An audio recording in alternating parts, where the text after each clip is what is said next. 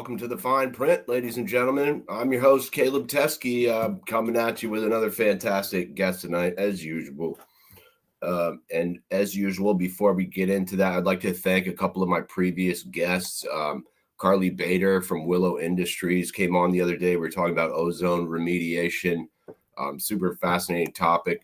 Antoine Mordekin from Native Black Cultivation down in Alabama. You know, we had Dr. Anna Schwabe, the cannabis geneticist. We had Nate Liberty and Keith Griswold from Green Mountain Scientific. I might just turn this into a science show. I'm really fascinated talking to all of these scientists here. And I have just enough of a science background to fake my way through these conversations without sounding like an idiot. So that's really fun. I do want to announce a couple of things I got coming up here on Sunday, the 29th at 4 p.m. I got Diana Stewart from River Ridge Farms, who got hit pretty hard with some of the flooding this year in Vermont. And I was looking for outdoor growers who wanted to talk about that. And Diana's going to be coming on Sunday. And then on Monday, I'm going to be appearing on the Cole Memo with Cole Preston. He used to do the Chillinois podcast. Hopefully be doing a spot there at 8:30 p.m. to talk about this Ben Cohen story that I did. And then on Halloween, I've got a big one with Brad Racino, who's one of the top cannabis journalists in the country, in my opinion. So super excited for some of the stuff we got coming up. I got some Mr. Z craft herb here, the last of my yellow cab that they left me in this sweet Chris Hickory chillum. And that's about it. So without further ado, let's bring my guest on here. That was the wrong view. There we go. It's Josh Swider from InfiniteCAL Analysis Labs in California. Josh, thank you for being here with me tonight, man. Thanks for having me. Cool. Before we do anything serious, would you give us a 5-minute life story? Sure, no problem. Yeah, so, I was born in Newark, New Jersey, moved to Washington State, lived there growing up through high school. Went and worked construction for a long time, bounced around the United States, came back, went to college, went to Eastern Washington University, got a Bachelor of Science in chemistry with majors in biology and physics. Went ahead and moved down to San Diego, California for a graduate program for analytical chemistry. Got degrees in analytical chemistry, focusing on developing ionization sources of mass spectrometers. Worked and then opened a chemistry lab we called Analytical Labs. Grew that into a multi-site operating cannabis and hemp lab, and then a couple of years ago opened another laboratory doing environmental testing and various other things.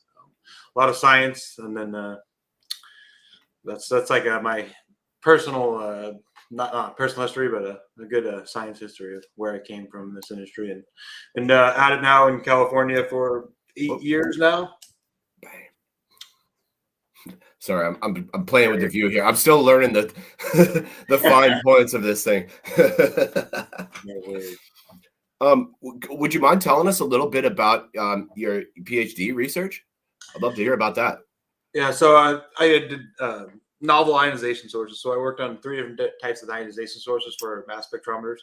So I used to pretty much build and fix and monkey together mass specs, sort of all from gutting them to building new ones to creating them, and then working on ionization sources. I worked on 3 different types that I primarily did myself, and just kind of went on from there.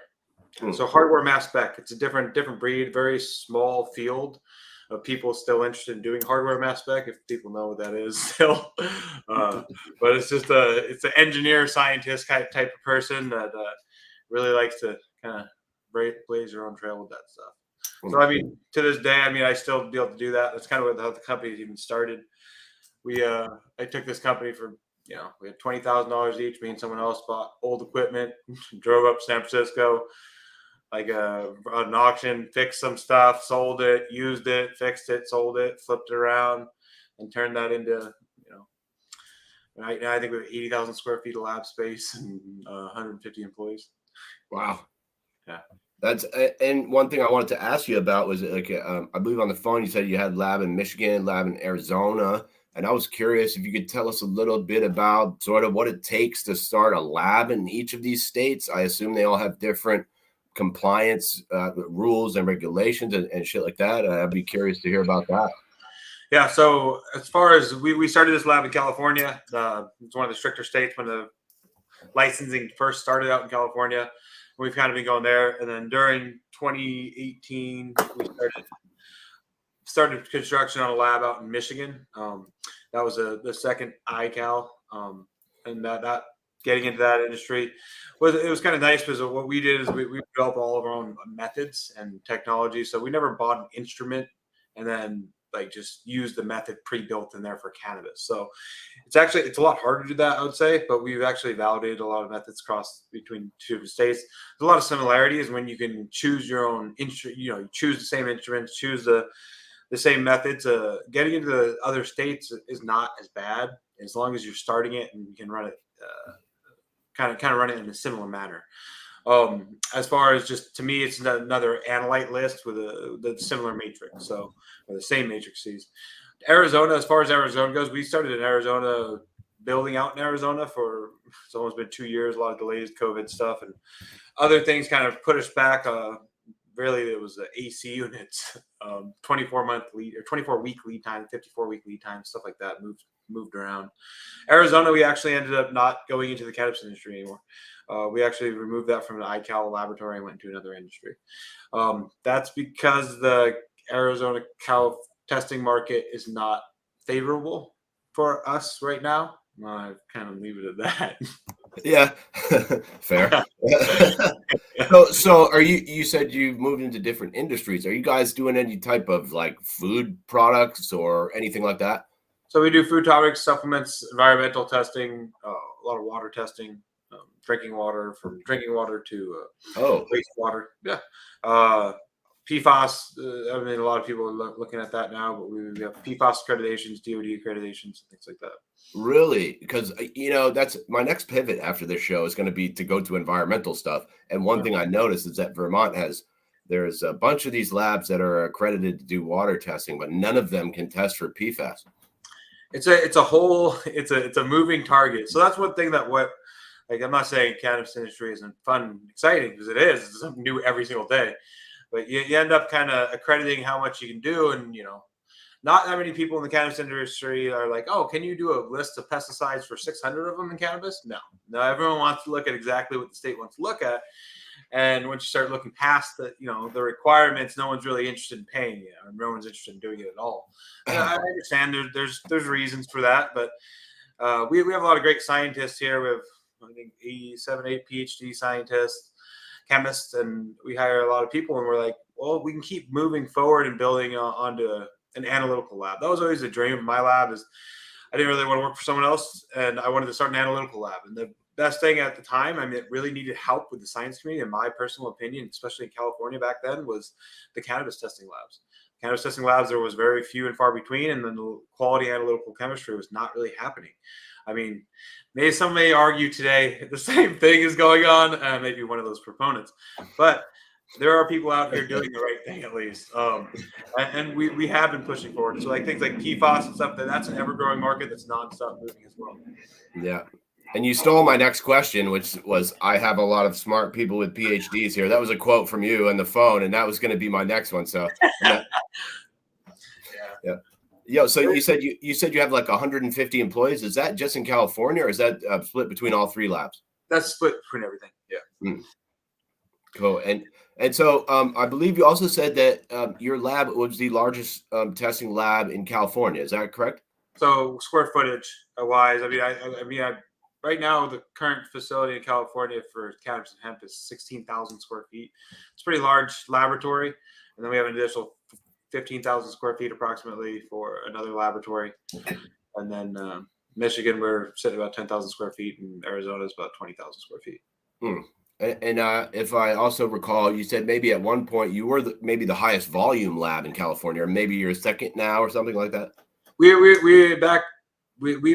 done lots of volumes. We worked with lots of different producers. We've been very big into the correct answer. So where our services were always the most important in this industry was the business to business sales, which is a bigger industry than even the compliance market or the stuff going on the shelf. Because a lot of that when this industry first started, there was a lot of people just selling, fake oil and dirty oil and things like that. I mean, in California, 2018, I think 80% of the stuff on the shelf had failing pesticide levels.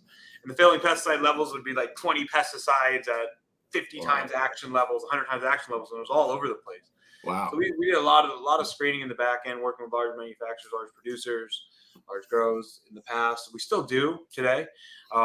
We have, I would say we've become smaller in the California footprint with the number of companies that we work with, if that makes sense. And there's a lot of them. Yeah. Yeah. I saw a list the other day. There's about 2,400 different branded vape pens in California.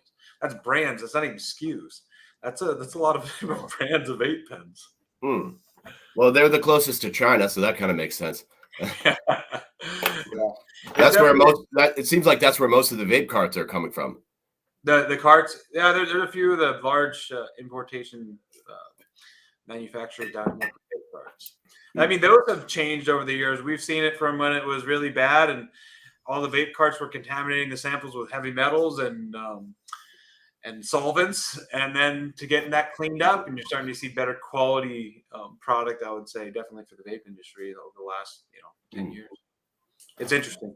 Yeah, and I spoke to another chemist out here in Boston or Cambridge or somewhere, Jeff Rawson, who was telling me they did some third-party testing on vape carts and found a lot of lead, and found out it was like in the metal that they used to produce the parts for the vape carts, not actually the oil, which was interesting to hear. So yeah, I mean, lead's everywhere. Just so everyone knows that too. So a lot of times when we start looking at these things, that was always very interested in the cannabis industry. It's especially the vape pens. You just want to stick on heavy metals. Most heavy metal contaminations in vape pens were actually from the vape pen, not the oil. Extract distillate normally doesn't carry over heavy metals during the distillation process. It's only the vape pens, and the longer the vape pens sit there in the vape carts, the more that the metals will leach out. So I mean, we've done accelerated studies over the past with vape pen manufacturers years ago, where after a day you're fine. After 5 days, it's starting to show up. After 10 days, you're starting to almost get to failing levels. After 2 weeks, you're failing for other metals. But some of the large vape pen manufacturers now are doing. We work with them still, and that they're doing things like accelerated and shelf life studies for up to 2 years with filled up vape cartridges for 50 to 60 different metals. So we're doing extensive research on this right now, currently, to make sure this is a problem. I mean, all that stuff, when you talk about inhalable cannabis, and even if it's just vaping, it can be a problem. And that's one of those things, always the health implications, you don't know until it's too late. So vaping's a newer thing. It's not necessarily something that's been around for hundreds of years or 100 years. Yeah, and I was really surprised to hear that, and Jeff said they were including lead in the metals because it makes it softer and easier to grind when they cut it down into parts, and it makes it cheaper to manufacture. And that, to me, that was a fascinating point, and also kind of scary. Yeah, I mean, as far as the lead, I mean, a lot of times the metal is made in China is going to be made from just pot metal, and it's just recycling. So things get caught in there, thrown in there, and then it's just grading of metal. So the grading classification of metal in China is different than the grading classification in America. It's very interesting if you start just looking at that. But I mean, lead in the part per million level, you're finding in a lot of things. I mean, if you're scared of lead, don't drink water out of taps. This is one of those things. There's a lead and copper revision that went out a couple of years ago in all tap water. There should be school testing, I believe, in 2024. A lot of it's going to be starting and be mandated, but right now, a lot of the taps are getting tested around the United States to check the quality of lead and copper in them. Yeah, and I know in Vermont they just did a big PFAS study with 500 or 600 different locations, and they're finding it everywhere. And that, that's kind of concerning, I guess, would be a good word for it. I mean, the thing is that there's so many PFAS studies going on that people don't even know about. There's a big bidding system with PFAS. That's how big government contracts happen. Everyone bids on them, the PFAS testing laboratories. And there's a lot of them going on. They're really looking at it. And it's, like I said, it's a growing list. So now we want to look at total PFAS. 1633 is the largest list of PFAS currently. But they're expanding it, and they're talking about running into thousands of compounds of PFAS. So it's definitely it's a hard market. Yeah, it's a big group. And to something you said earlier, they're not necessarily testing for all that. They test for the top 5. That's what this study looked at. It's like, okay, if there's thousands of these chemicals and you're only testing for 5, that means there could still be a shitload of chemicals in there that we're not even seeing. Yeah.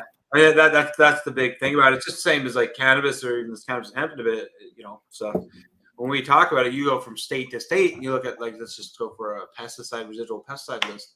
I mean, some states have 5 pesticides, 10 pesticides, some have up to 66. Colorado, you're at 109 different for the hemp now.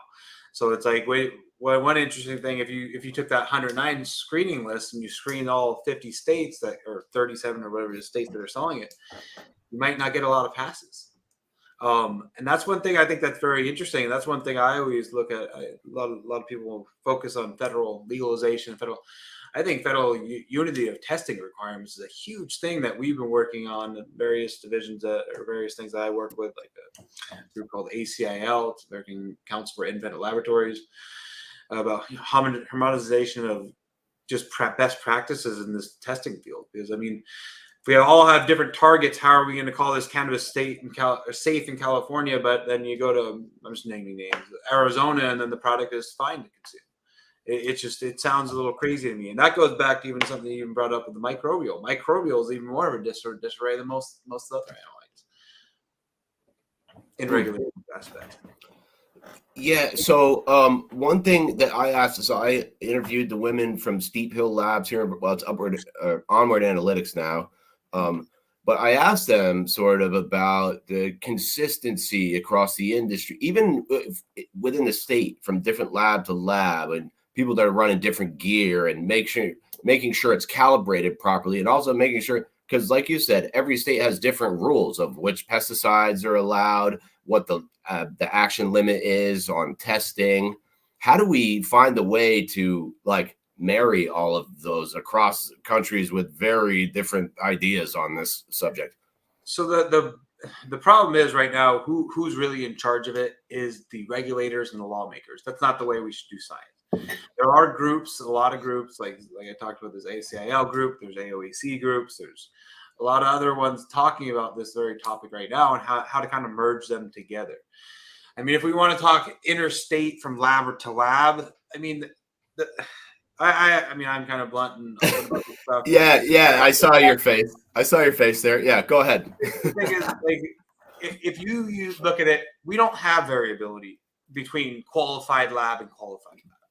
But the problem is we have variability when we bring in the people that are not qualified to run labs, or laboratories that aren't necessarily doing the correct thing.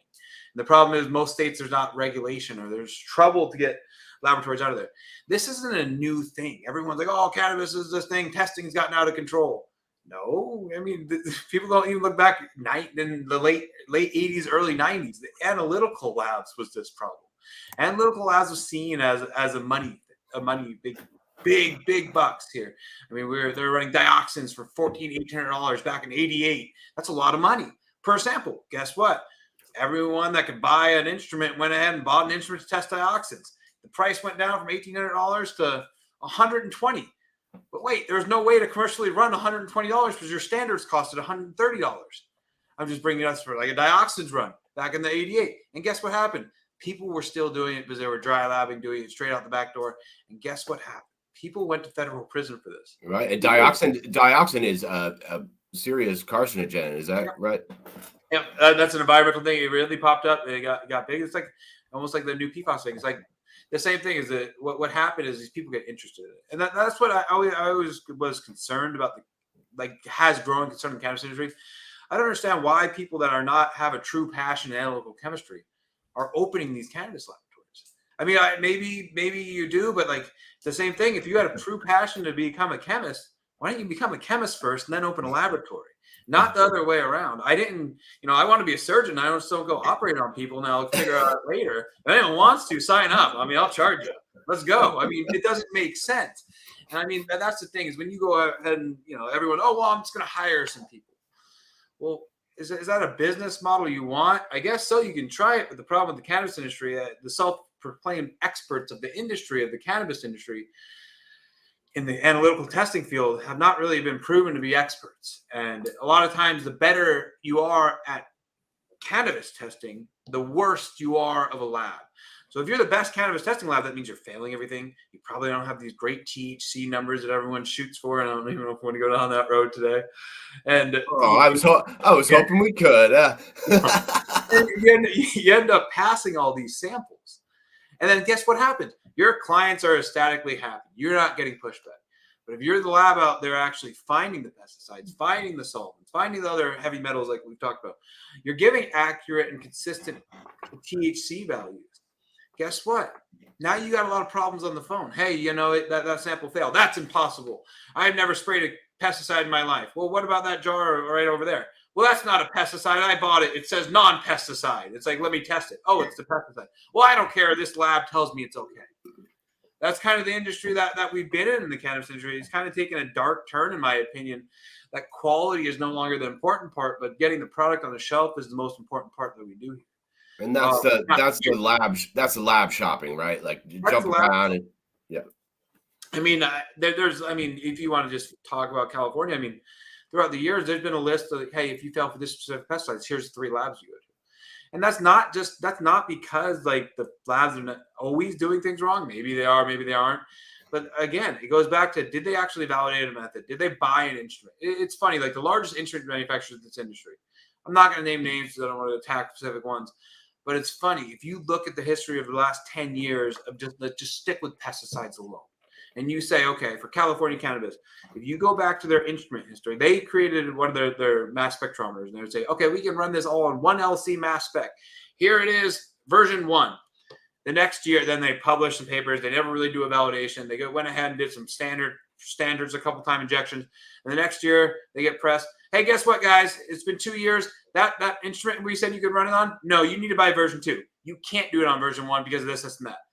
But people are still using version 1. Then version 3 came out. And then they come out and say, oh, wait, we can't do it on just an LC. Now you need a GC or you need an LC modified. And then they're always this is like when your old Xbox games won't play on the new version. Yeah. And it's just crazy to me. And it's the people are buying the methods, buying it, doing a verification under guidance of an instrument manufacturer. Instrument manufacturers are there to make instruments, not to make methods. I'm not saying they can't, but I think it's our job to make sure we know the instrument's working. If I press the button, if everyone's thinking the instrument works this way, and the button, hey, tell me the pesticide result. Oh, look, it's getting better because I no longer get fails. I'll keep pressing the button. That's what's happening at the labs. They keep pressing the button and no fails happen. So they're not really like, oh, no.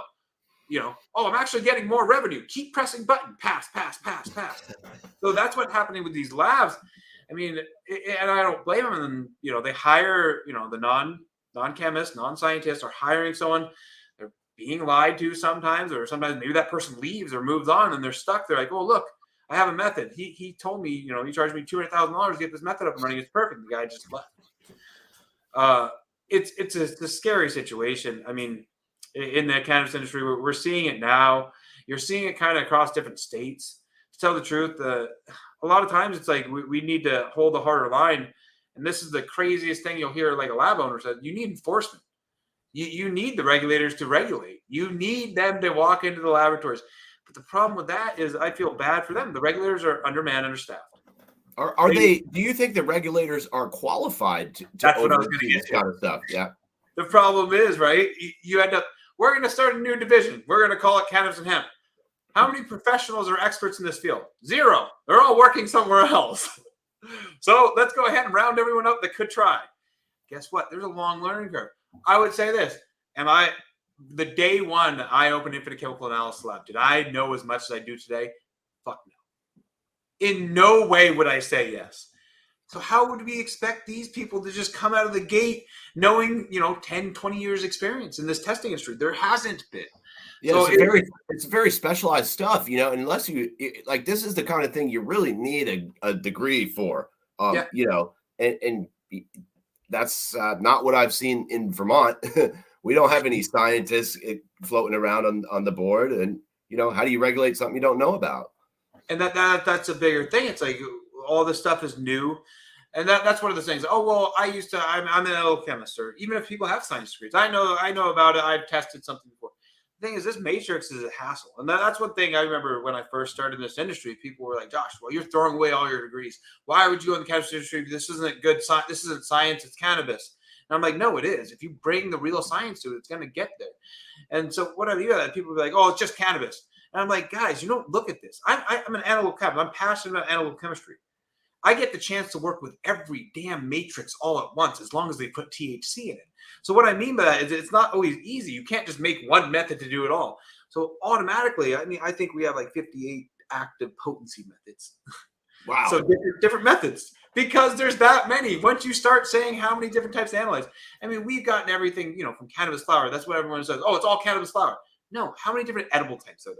All those are different matrices with their own set of problems for each set of analytes. Yeah. So your potency, your pesticides, your heavy metal, each one, you should be doing validations on. You should be looking at each type of matrix individually. And if you want to say cannabis flowers all built the same, you're crazy. If you don't think you have different matrix problems with different types, different strains, you're utterly insane. So, I would challenge everyone in these industries really to look at cannabis as almost like, hey, I'm going to get into the analytical testing industry, but I'm going to do everything at once. It's a little crazy, and that's why I've always seen it. But a lot of people always diminished it and said, "Oh, it's just cannabis," and it's not. And I've heard, one thing that Callie and Holly mentioned from Onward Analytics was about these matrices when you're testing and teasing the information out of there. And they said that chocolate is very difficult because of how many ingredients it has, maybe. And when you make edibles with chocolates, it can become really tricky. Chocolate is, that's something we worked on quite a while ago. It's the same thing with pesticides in them or anything else. So an interesting thing with chocolates is a lot of them have low levels of like things like chlorpyrifos, and why that's a category 1 pesticide in California. So you're going to end up failing automatically if you see it. So a lot of times when people looked at it, a lot of the edibles are failed because of the food ingredient, not because of the cannabis product. No shit. Oh. Food, and the food's actually the dirty contamination source. So we've done that for years, worked with food manufacturers that would just test the bulk material before mixing it. We convinced them of that because they kept failing at the long run. You're seeing it less. It's like olive oil at Costco. Costco olive oil would fail the cannabis industry standards for human consumption. Nothing wrong with Costco. Sorry, we just bash Kirkland. I'm not. It's all olive oil. You just have low-level pesticides in it. 10 parts per billion, but the problem with California, you have non-detect. Well, that goes back to the best lab. So, what should you be really doing? You should be looking for lower detection levels. What's the benefit of a lab? I get the highest detection level you can, and you pass everything. So, it's one of those things that the regulators kind of made a foolish decision and made a non-detect. That was back in 2016. I remember I started calling people right after that regulation got finalized, and I started emailing the BCC back then. Hey guys, you guys made the gravest mistake ever. You're going to get labs competing who has the highest highest detection level, so we don't see the pesticide. Not the other way around that you think that's going to happen. And they're like, no. This is the right way to do it. I'm like, this is a nonsensical science rule that you just made. And I've been fighting that forever. The lady from the Department of Pesticide Control came on the last CAC meeting and a couple of them ago and lectured them like, why are you guys not fixing this stuff? And we still sit in the regulation where it's non-detect category 1 pesticides. And non-detect means it's like a binary test, like off or on or something. No, it means that you have to develop a method. You have something called for California they call them LOQs and LODs, limited quantification and limited detection. It means that anything above your limited detection would fail. And so what you could do with that is you can detune your instruments. I remember there was a big movement in California. How high can I get my detection levels for category 1s? And the labs were doing it. You started seeing laboratories back in 2018, 2019. They moved all their LOQs or limited quantifications to 100 because that was the requirement. Even though it would be impossible to get every Cat 1 LOQ at exactly 100 because there's no way to validate that. And then their detection levels were like 50s, arbitrary numbers. They're still today, still in this state, there's still arbitrary numbers being used. And then even at that, if they do the validation, how many people are looking at it in matrix? I've seen there's a lot of Cat 1 fails on the shelf all the time. Mm-hmm. And I've seen this done with certain types of pesticides. Let's call it glyphosate, where they're finding too much of it in the samples, and they say, "Oh, we'll just raise the action limit up here," and now it's passing. Well, glyphosates are not even looked for in the cannabis industry. So that's one thing I always challenge the industry in is, hey guys, do you guys want to really see what people are using? I mean, not everyone. I'm not saying everyone, but the problem is that there's a lot of people that aren't necessarily doing the right thing. What I mean by that is, guess what? California posted in 2016 a list of 66 pesticides and herbicides and everything else that you can't use. Guess how many they can choose from now? All the others minus 66. And if you start screening all the others, guess what? Maybe they're not using the 66 of them anymore, and it looks squeaky clean, but you go around a 600 panel or something on it, you're going to find some disturbing things. Honestly, there's no one that wants to pay for that work because the problem is you'll end up seeing too much. Even if that goes back to your topic about state to state. If you have a state only testing for 10 pesticides and you even compare it to like California, well, what about the other 56 of them? You know, why is that safe in that state? Well, they don't use them. Well, if we took everyone's word for what they do and don't do, I think then why do we need testing labs? And doesn't California have, what is this, Prop 58 or something, where you have to put the cancer warning on every product? 64, is it? Yeah, 64. I think. Yeah, that's kind of come down the line because of what happens with that. There are a couple of law groups out there that really push that. They buy products off the shelf, test them at laboratories, and find carcinogens at traceable levels in all their products. And then they have to go ahead and put a label on it. I know it sounds redundant and crazy, but maybe those people are pointing out problems sometimes that we don't even realize that are happening. I know some people get annoyed with the way that works, but sometimes maybe that's going to save us. There's a lot of that going on in the cannabis industry. I mean, I can bring up another topic than the cannabis industry that's near and dear to my heart that people are ignoring. It's the synthetic cannabinoids. Yes. So, hey, you did my segue for me, Josh. Fuck yeah. Where's the application at? So I'm going to apply. Well, so like the synthetic cannabinoids, so you're not talking about different types of things. What I'm talking about is Delta-9 or CBD or anything else. And you can synthetically make these. And I know the hemp industry is currently doing this. And as long as it's made on a hemp plant or produced by a hemp plant, they say, well, guess what? We can now synthetically make it. Things like HHCO can't even be made from a starting cannabinoid. So what there a lot of times you hear is, oh, I used CBD to make Delta-8, so it's safe. Well, you use one cannabinoid as a starting precursor to do a synthetic chemical reaction to make Delta-8. Okay, let's say that's good. Okay, how much Delta-8's in there? Well, I go to a lab and it says 110%, so it's perfect Delta-8. Well, wait, hold on. If you ever look at Delta-8, right? I'm not picking on Delta-8, by the way. If you ever look at these synthetic cannabinoids and you look at it, do some full scans and stuff, you'll notice that there's like 28, 38 other peaks that are not quantified that I can't even figure out. There's like 20 peaks that I can figure out or analytes that are inside of it. So why this is a concern to me? And this is something I would publicly say. And I challenge anyone. If you're making any of these synthetic cannabinoids, you should really start looking at what's not made, what you don't know is made. So what I mean by that, okay, I made my Delta-8 and it says 90% Delta-8. I'm so happy. It's great. It's great Delta-8. What about the other 10%? What is it? Well, I don't know. There's just other stuff in there. Well, so when you do drug manufacture synthetic drugs, guess what? You have to purify it. You have to make sure that you're making that one component. Pfizer doesn't go ahead and say, hey, I'm going to give it a good old try and make this cancer drug today.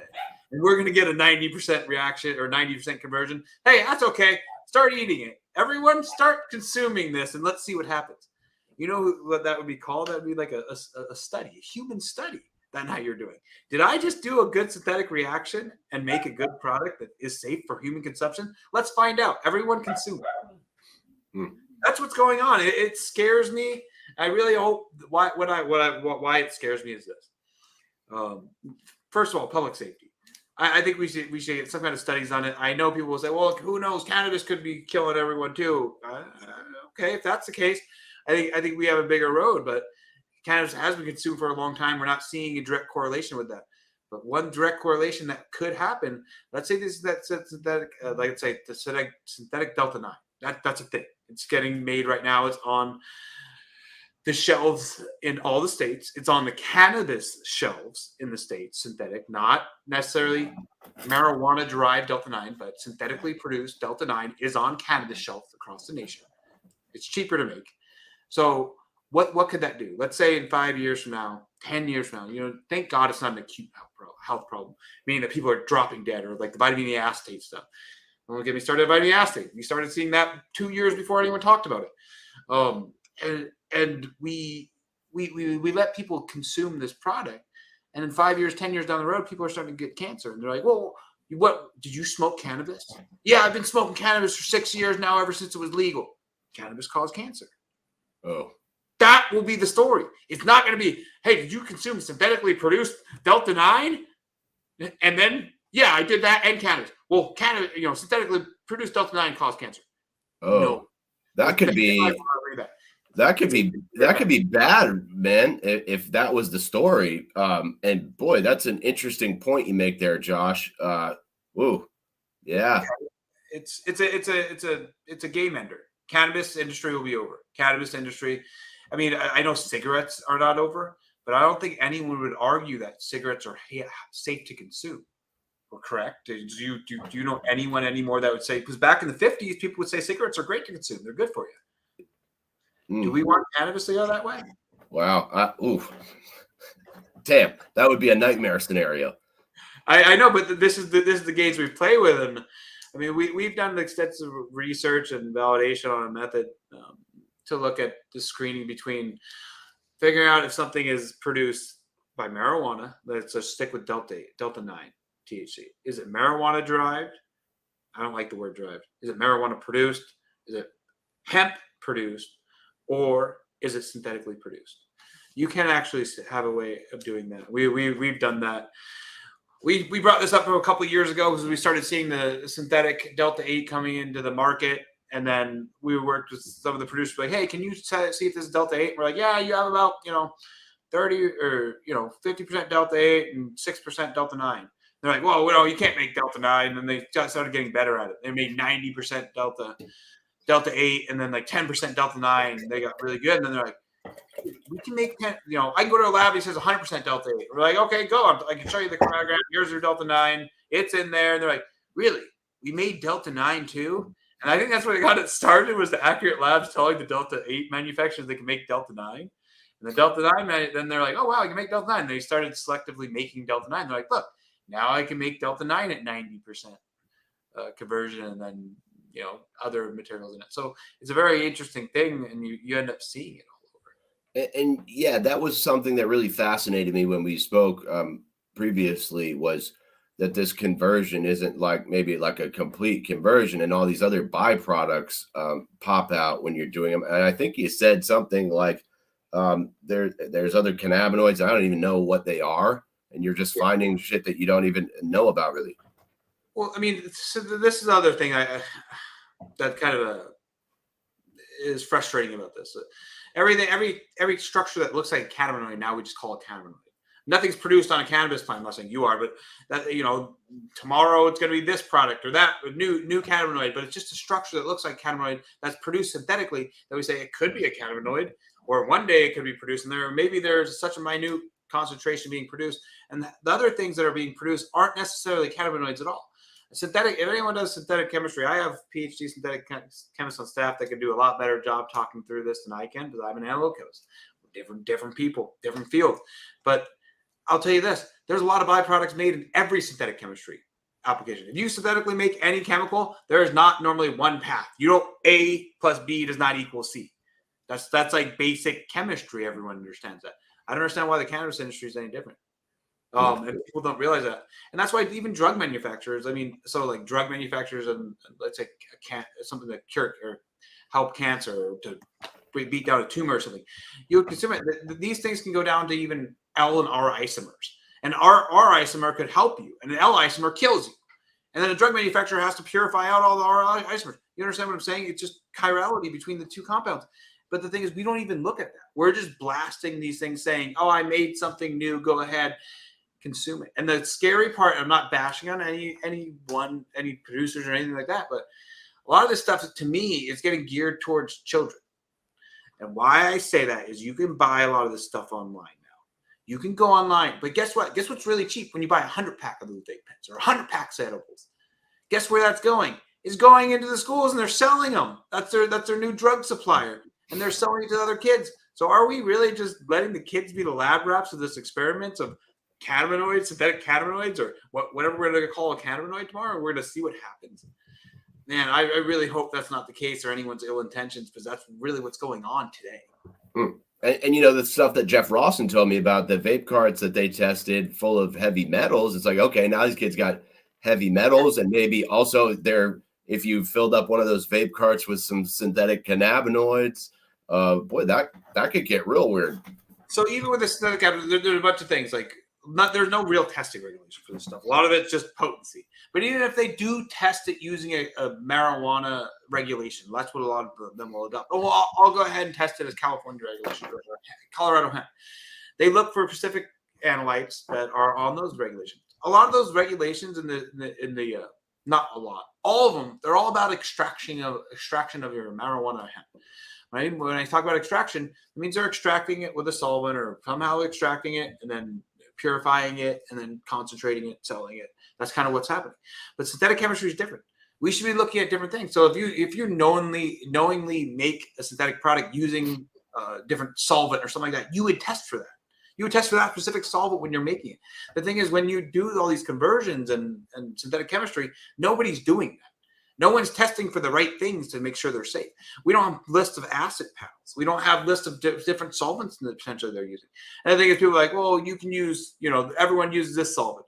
I think I was on the phone with the regulatory body, and me and one of my employees, Eric Paulson, was on, and I was like, name five solvents they could use other than the ones on the list. And he just rattled 5 off. You can do that today. And guess what? No one ever found for solvent because you're not looking for it. So I think we need to really think about developing a testing protocol for this stuff, if it's going to be allowed in the industry or not. And I believe you also said that people were sort of buying some synthetic cannabinoids and using them to dilute others. Yeah. So what I mean by that, so this is a big thing that's happening all over. So you can buy marijuana derived THC, Delta 9 THC.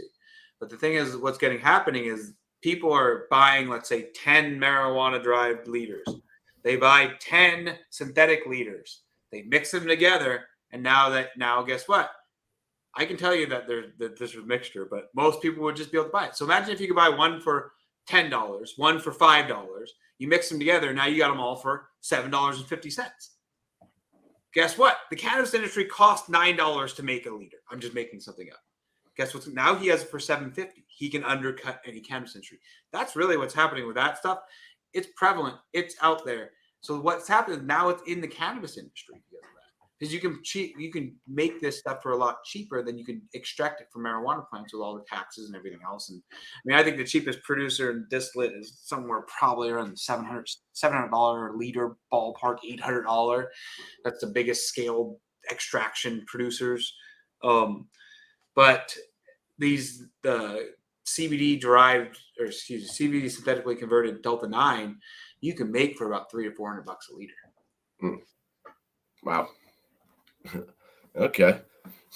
And I believe you said maybe you developed some tests or something and did some double-blind studies, and I'd love to hear about that. So yeah, this goes back. We're talking about this before I got sidetracked. I could do that a lot.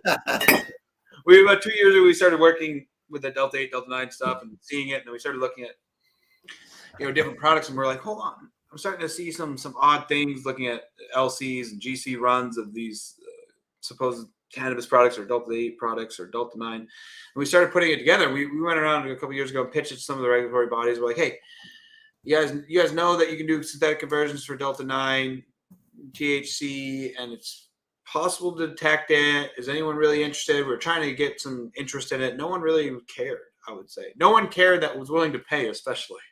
And that's one of those things. It's great I own this company because I blow money on science like no other. I'll tell you this, my controller and bookkeepers hate that I love that because the thing is, we still have a company around it. I still got employees to pay. I'll keep buying the new cool shit. I'll keep developing methods. But at some time, I got to get paid something for doing it. So we went and did that. We put a good little method out. We published something with the company that I think CB Oracle put it out. And that was like version 1 of this a couple of years ago. And then we started seeing it become more prevalent. So what I mean by that, we started seeing conversions pop up all over the marijuana industry, in the marijuana market. And we're like, hold on.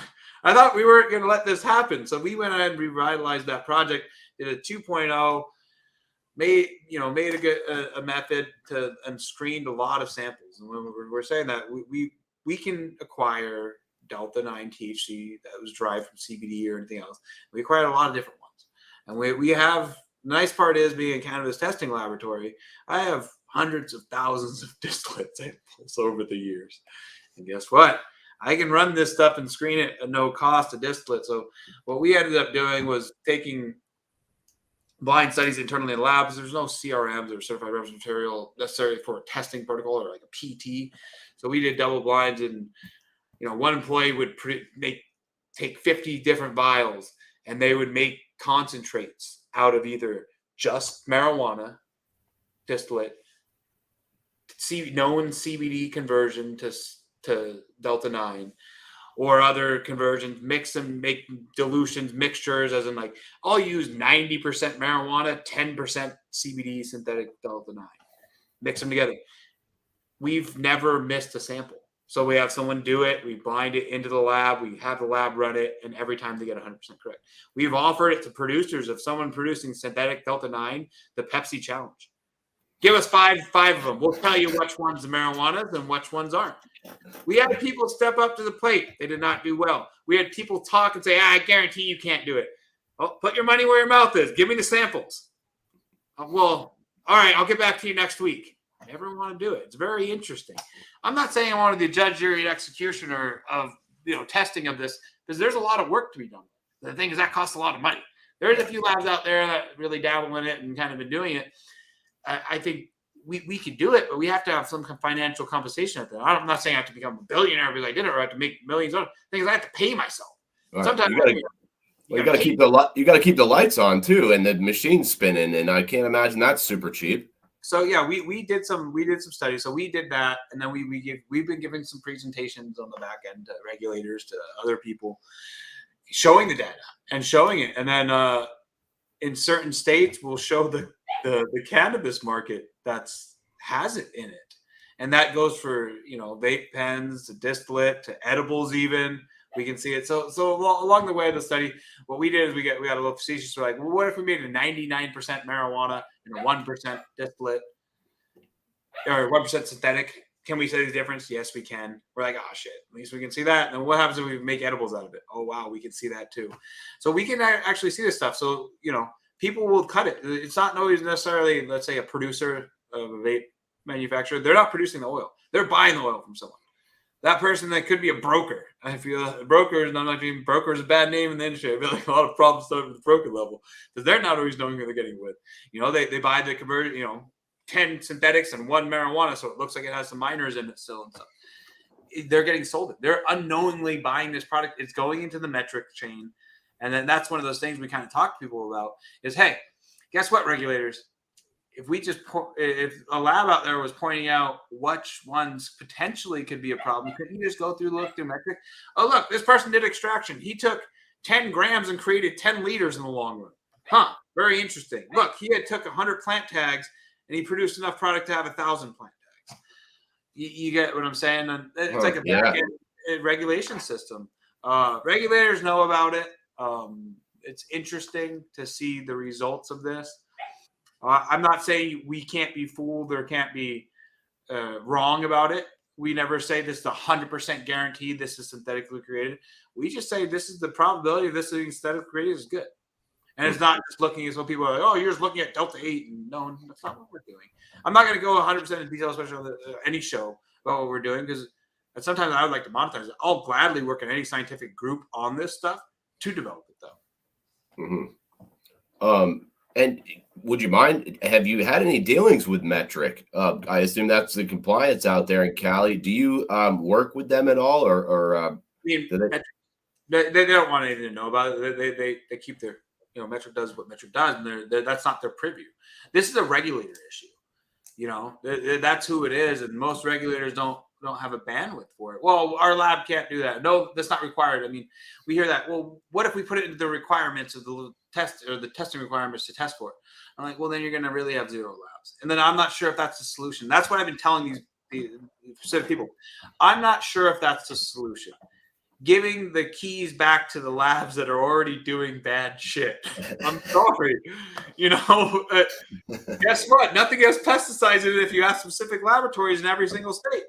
Everything has, you go to California, you can't find flour under 28% anymore. It's amazing.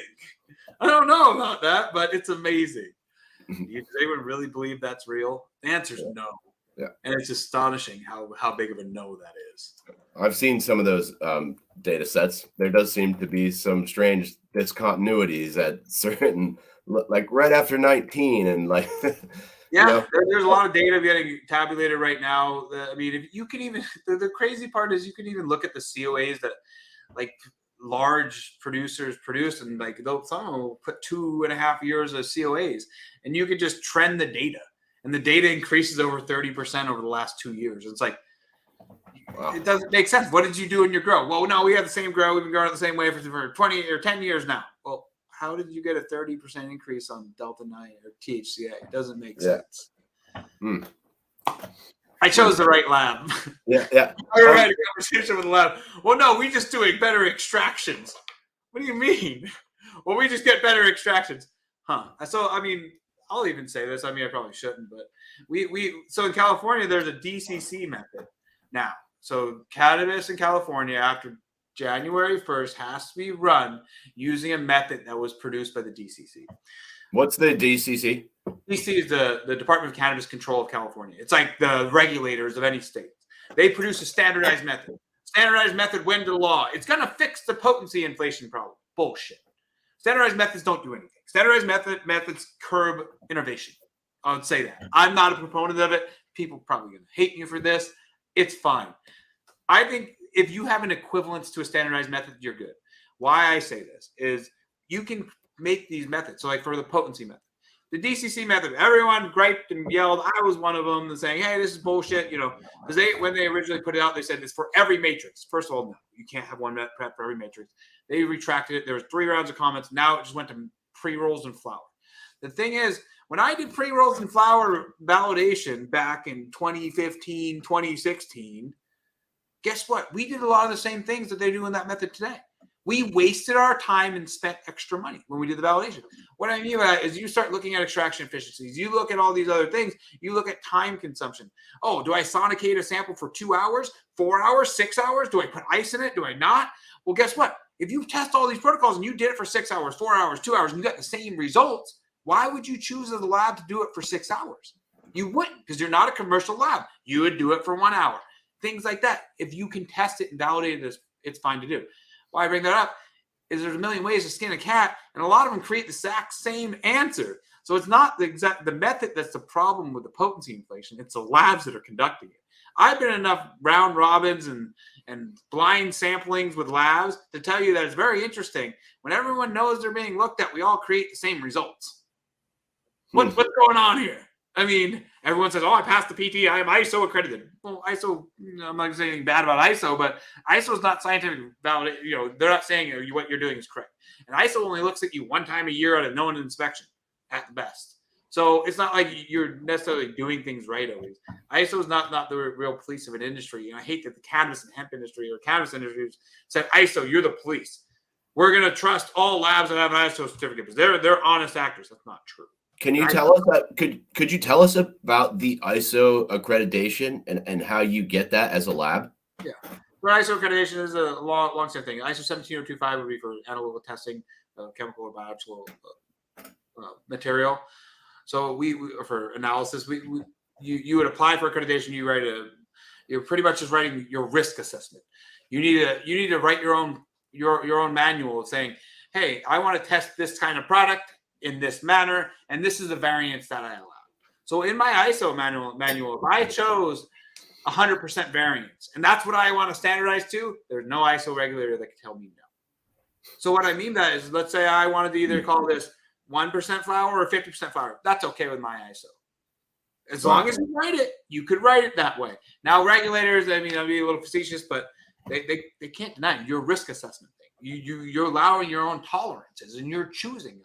So it's just, you're making your own rule book, and they're saying, hey, guess what? These people are going to follow their protocol and their methods, and make sure that they're controlling their risk of creating errors, pretty much. That's how I summarize it. And it's not bad. I'm not saying it's a bad thing, but it's not the right thing necessarily to call policing of an industry in any such a manner. And I think ISO regulators, I'm not going to speak for them, but some of them might be frustrated that they're even put in the spot. Like, you need to tell me which labs are doing things right. You need to do this. And ISO accreditation means everything. It's not. The industry needs to police itself, as in the regulators either police it or the industry does it themselves. I think that's an uphill battle. A lot of states, there's ways to do it. There's a lot of different problems in the industry right now that could be solved with it. ISO is not the solution for solving these problems. And did you also say you're just like the only lab that's been certified by the state in California? Well, there is another one. There's an annual license. So we got our annual license about 2 years ago in the state of California. What I mean by that is an annual license in California means that you did a full validation. It was reviewed by the DCC's staff of scientists. They made comments. You went back on their comments and either satisfied their comments or went back and forth until everyone has agreed upon that the validation is successful and this is the appropriate way to test it. We were the first laboratory in California for, I believe, about 2 years. And now there's a second one. I believe that's commercial. That is up and running, I believe, now. So finally, there's 2. I know labs have said they've been applying for it, trying to get it, but I'm not going to speak on their behalf.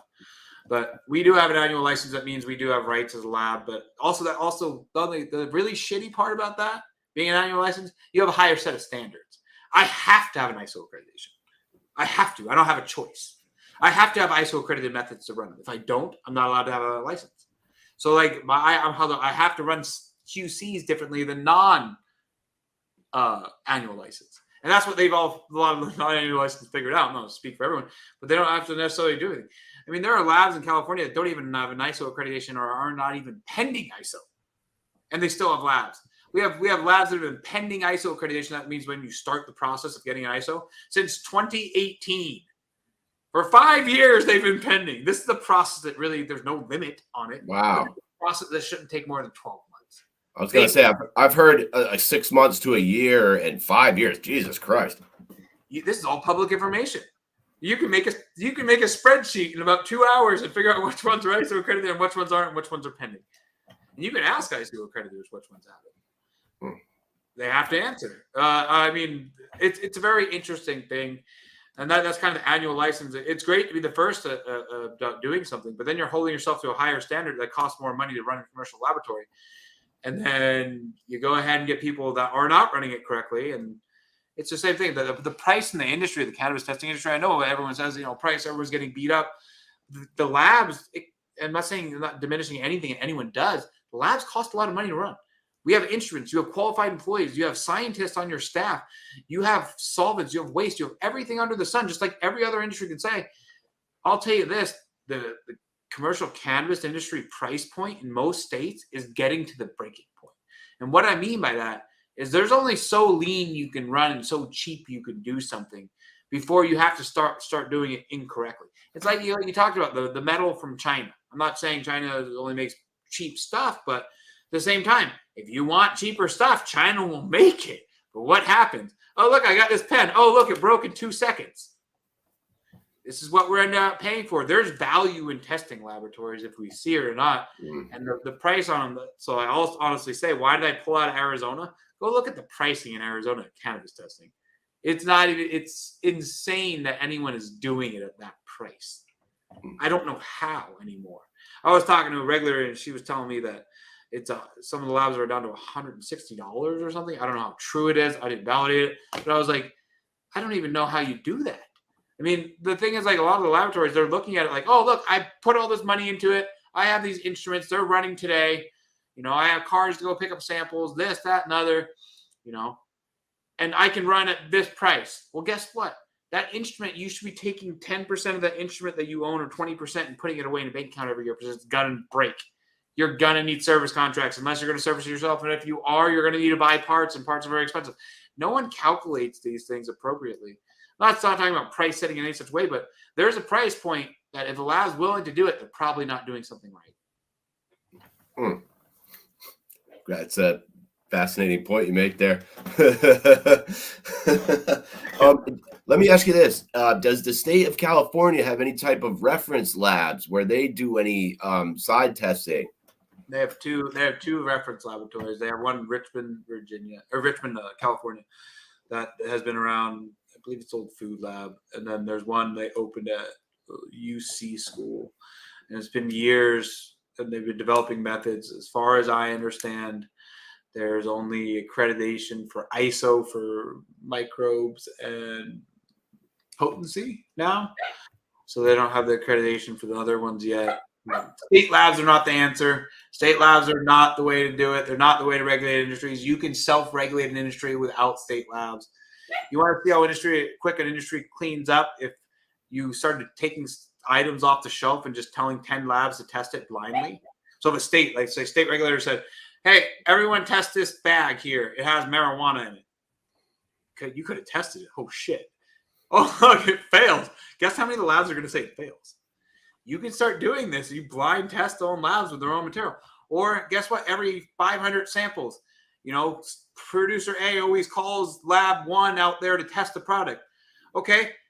Right after that gets picked up and the report started, automatically hold that sample and say, lab 2, go test it for the state.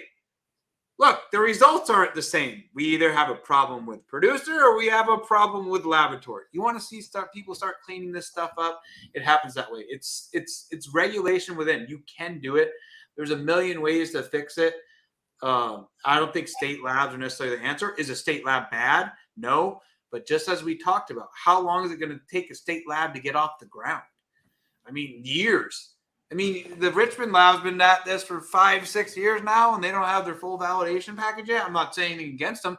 It's a government agency. They don't have the funds to hire a bunch of people and have the extra instrumentation sitting around to run samples and validate methods. So who do you leave it to? Do you leave it to the industry? I mean, just like you start looking at like the things like PFAS we were talking about, 1633, or like a UCMR 5 they're running. A lot of times that's industry people developing the methods and making sure the industry is safe. This is doable with the industry, the right industry actors, and it doesn't have to be a policing of a testing lab or a standardized method. Standardized methods, in my opinion, I can show you results. Oh, that's so sorry. Goes back to standardized method. I have some preliminary data from standardized methods, about 50 samples. When I run InfiniteCAL's potency method that's been fully validated by the DCC versus the DCC's verified method that InfiniteCAL has already conducted. When I run the two sample differences, if I looked at all flower samples, I have a 0.3% average variance between all my samples. 0.3%. Wow. That is utterly sickening. I couldn't even believe how good it is. In pre-rolls, it was 0.32. I really am sorry. I'm going to try harder next time. It's a joke. How much is the same? So what I mean is I have two methods being run in my lab that give me the exact same result. So what's changed here? The answer is nothing. I mean, I think the producer or the growers should really start thinking about this. Guess what? With this standardized method for California, guess whose answer is right? It's not my method. It's not InfiniteCAL's method, even though it's the exact same as the DCC. It's the DCC's method. And guess whose method it matches very closely? Mine. I'm not saying to confuse me, but at the same time, if the flower results that you get at your laboratory currently say 40% on them, I'll tell you this: the DCC's method will never say that. It never has and never will. So maybe you should really start questioning the lab that you're using and saying, why do I see 40%? I know it's beneficial, but do I have any liability and problems? And the answer is you do have liability and problems. Not just you have legal problems. You are you're packaging something and writing a sticker on it that says this is what it is. You can blame the lab all you want, but that's not the way that works. Pepsi can't go produce Coca-Cola or cola with it and fill out 10-ounce bottles and sell them as 12-ounce bottles and be like, well, the bottling manufacturer made me 10s instead of 12s. Guess who's getting in trouble? Pepsi. Yeah. Right? They're underselling things. If we want to use THC as an indicator of which product is a better product, and I hate this grading scale, and you start using a lab that's not doing it correctly, guess who's going to be the one at fault?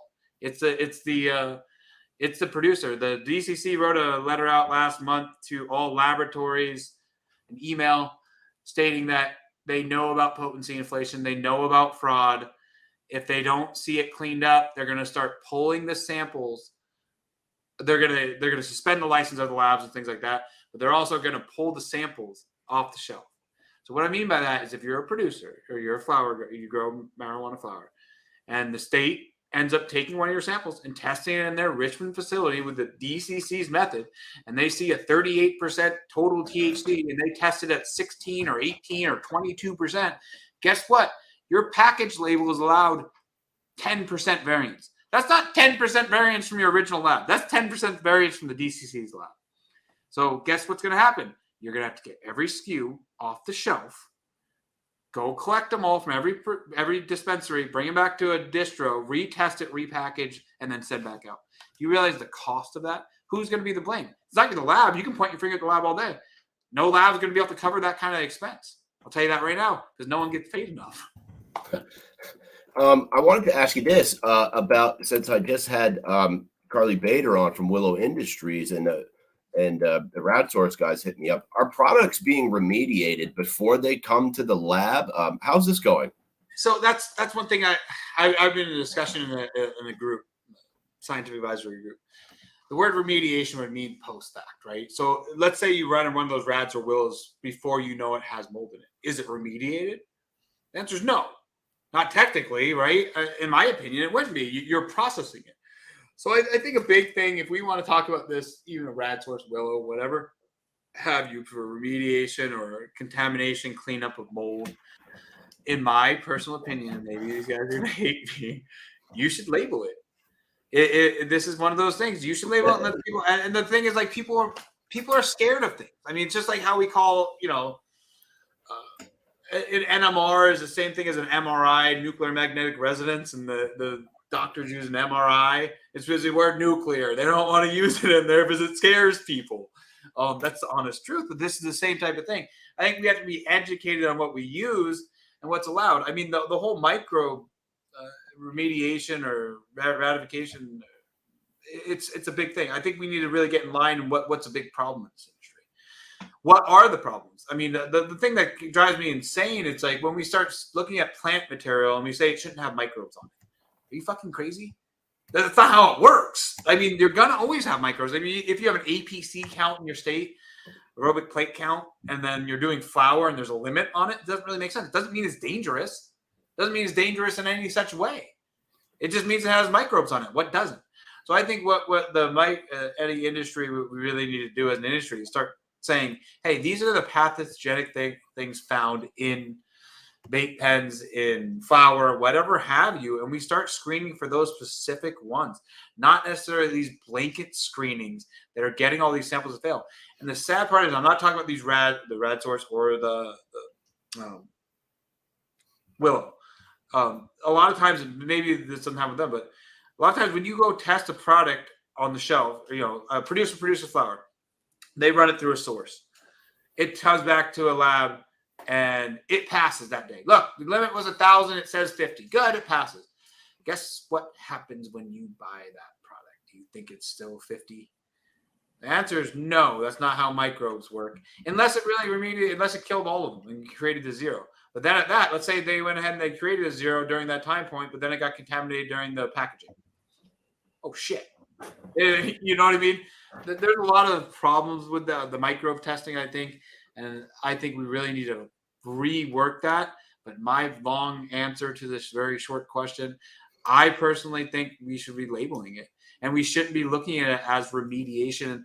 And something shouldn't have to fail to be labeled. It's just like, so do you not have to label it? If you use one of those sources that we talked about to remove microbes, you don't have to label it. But let's say you tested it once and you failed, then you have to label it remediated?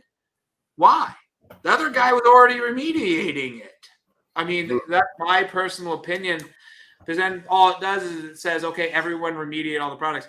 And I mean, you talk to anyone, they're going to say the product comes out just as clean, just as bad. I mean, there's a lot of industries that do this. There's a lot of industries that use these types of technologies, by the way. I'm not bashing these technologies. Right. And I'm told in other industries, though, they're not using it to recover failed product. They're using it to bring compliant product back just a little, dial it down a little. or they just use it as a processing method. Like all the food gets processed that way through it. Yeah. There's ways. This stuff it's not bad. I think it's a lot of times we look at these negative connotations with these methods and stuff like, or just like, oh, rad source, so look, radio waves or X-rays are gonna die. It's not really the way it is, and I think these people need to do their part by doing studies. No, I think the criticism was maybe it would degrade the terpenes and other things, and also that even if you say you had a moldy weed and you passed it through there, and I think Carly even agreed with this, that it still leaves like the dead mold on there and the like skeletons they were called or something like that, that just stay on the bud. So now you're smoking those whatever that is. So yeah, that's exactly it. Is the quality of the cannabis any good anymore? I can't answer that, but the thing is, like the dead skeletons. I mean, are you getting 100% death of all microbes on this material with these sources? Maybe there's studies to be done. I'm sure everyone would say 100% yes. Everything is the best thing ever. But yeah. I think we really need to think about it. Maybe the problem isn't the microbes. I mean, you see in Oregon. I mean, they did the aspergillus testing. They got taken down, right? Mm-hmm. I know this industry is are we seeing a lot of health problems? I'm probably going to get killed for this. Are we seeing a lot of health problems in Oregon for aspergillus in cannabis industry? Do we see a lot of people going to the doctor about that? I don't know. I don't know the studies on that. I would challenge people. I mean, sometimes I'm not saying for microbe industry, but sometimes some of this stuff could be. It's interesting. Is it a problem if something has yeast and mold on it at 1,000 colonies per gram? Maybe not if it's not harmful. Right? But is yeast going to kill you? Probably not. Could it? Maybe. But you get what I'm saying? Like we put these regulations together. A lot of times what they did is they said, okay, I'm going to go look at another regulation industry. Look, if I make edible or these gummies, someone regulates this many colony forming units in this, so I'm going to apply it to cannabis. And that's kind of what the way regulations, in my opinion, work. A lot of times they just collected a lot of random regulations and put them in somewhere. I think that's one thing we really need to look at. And the problem is we don't have the science and funding to do it. What I mean is that a lot of this stuff's been done for years and it's being federally funded. Guess who has to fund it? People like me, people like the producer of Rad Source or Willow, they have to fund their own stuff. And then people get on them and say, well, they're just funding it themselves. Well, because no one else will give me the money. If anyone else wants to fund me, go ahead. I'll gladly take your money, but no one sets up to do that. It's just the same thing like these other producers you're talking about. A lot of times they have to be involved with it because they have to provide the instrument, provide the money. I think the studies that needs to get happen is that we need to figure out what exactly is the harmful stuff on the material before we just start blanket covering and removing all microbes from material. Great point, man. I got just one or two more, and I was supposed to do this. Hang on, I want to do this real quick. I'm with Josh Swider from InfiniteCAL Labs. I was supposed to do that every 15 minutes, but you got me lost in that conversation there. Sorry. I wanted to ask you, you mentioned that you filed some FOIA requests for flower data, maybe in Michigan, and maybe that California was a little stubborn with trying to get those requests back. So it's not just me. There's a lot of people out there. It's like either FOIA or any other request that the states require to get data. I mean, we're going to specifically talk about flower and potency flower. Yeah. So there's data sets out there with most states now that'll allow it. And a lot of the states will hide it and not allow it. And I'm always confused by that. Like the state of California will not give the data set away to anyone. I know a lot of people that have tried. But I mean, honestly, the big thing on it is all you have to do is data mine. It's not very hard. So people like me, like the scientists and the other stuff, you give us a set of data, we'll probably have it done by the end of the week because it's so interesting to us. But I mean, you can look at this thing and you can look at anomalies, look at data sets. I know I've been working with some of those, looking at 600,000 points from multiple states. And you'll start to see the limits, will go to a price limit and it'll go up to a price limit. And then their lab testing will go down and then it goes back up to the next price limit. So you have a U shape in your bell-shaped curve. It makes no sense. It's just it shows you fraud. And it's not necessarily I say this to all regulators. It's not judge, jury, and executioner. Just because something's happening doesn't mean it's a problem. Go look for the problem. It's a tool in your tool belt. So if you gave that data away and people presented the data and presented how they came to their conclusions and it was anonymized data, Maybe you just take the data set back and you, hey, thank you for all that work you did for free, scientists, that I would pay shitloads of money to get this done. Thank you. I'll review the data. Look, this data is sound and solid. Let me go review it. So I think that's one of those things. I hate that we're so secretive about this data. First of all that data is supposed to be public anyways. I mean, every state, you're supposed to be able to request a COA, a certificate of analysis. So why can't I have a system where I can go look at all the COAs at once? You're telling me that's always been mind-blowing to me. I mean, I've hated that in California and other states. If you go up to a dispensary, and I've done it a million times, hey, let me see the COA for the product. What's a COA? Well, you're supposed to give me it. Oh, yeah, we have them. We shred them when they get here, though. I mean, I've heard everything under the sun. No one will really give you a COA. Not no one. Hardly anyone will give you a COA. There are some people that will give you COAs. It's very interesting, though. That's supposed to be public information. So why is public information being hidden from the public? Oh, because what? You can't anonymize it? Bullshit, you can't anonymize it. All you're asking for is anonymized data with either producer, it could be called, not even a producer signifying who they are, but just each data point. I mean, you can do it. You can definitely do it, states, and I hate how they're hiding it. What if a state is hiding it, and this is what I would say, they're trying to hide something. Don't care. States will not like that. If you are not giving that data out, what are you hiding? That's my question. Why are you hiding it? Why are you putting it so close to your chest? What did anonymized data show? What bad things would it show? Maybe it'll show good things. Why can't you give it away? It's anonymized data. Mm-hmm. You know how long it would take to collect that anonymized data? Especially if you have a trace like a metric, you can download all that data, and then you can just change one column. You give me a few hours, and I'll get it done for you. And I'll close my eyes while I do it, so I won't see the anonymized data. That's how. And then that's the excuses of it. It makes me sick. I hate this kind of stuff. But then, I mean, I don't know why we can't get it. There's another person that has a lot of the anonymized data, and I'll call them out right now. The LIMS providers. They could give us all the anonymized data. Guess what? Those LIM providers, unless someone's using an internal LIM system, they have the data. They can anonymize it and give it away to everyone. Sorry, guys. I know a few of them. Yeah, I hope they're listening. Cool. Well, Josh, sorry. I have gotten those people too. And it is interesting. See, I'm about out of shit here, which is where I give you the last word. But yeah, okay. I hope we could circle back to this sometime and do another one. This has been fascinating. And at the end of every show here, I'm gonna pull me back up there. At the end of every show, I always give the guests the last word. So if we missed anything that you feel is important, or you got any shameless plugs or shout outs, now's the time. This is Josh Swider, Infinite Chemical Analysis Labs. And I'd like to thank you for your time tonight, Josh. Thanks for being here.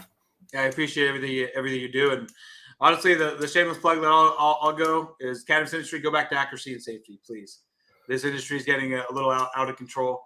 Make sure you're creating a safe product. Make sure you're getting an accurate label. Someone needs to stand up in this industry, even if you want to talk about California, you want to talk about Michigan, you want to talk about any of these states.